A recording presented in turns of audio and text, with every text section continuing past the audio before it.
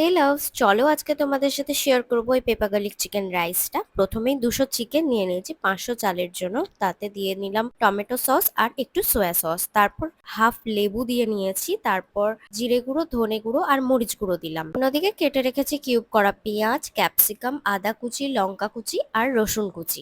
ও marinate করা চিকেনটার মধ্যে কিন্তু 1 টেবিল স্পুন জিঞ্জার আর গার্লিক পেস্ট মিক্সড করে নিয়েছি। ম্যারিনেট করা চিকেনটা সাইডে ঢাকা দিয়ে রেখে দিয়ে গ্যাসে বসিয়ে নিয়েছি কড়াই, আর তাতে সাদা তেল দিয়ে আদা কুচি, পেঁয়াজ কুচি আর রসুন কুচিগুলো একটু লাল লাল করে ভেজে নেব। এদিকে রাইসটাও করা রয়েছে। রাইসটা কিন্তু এমন ভাবে করতে হবে যাতে জড়িয়ে না যায়।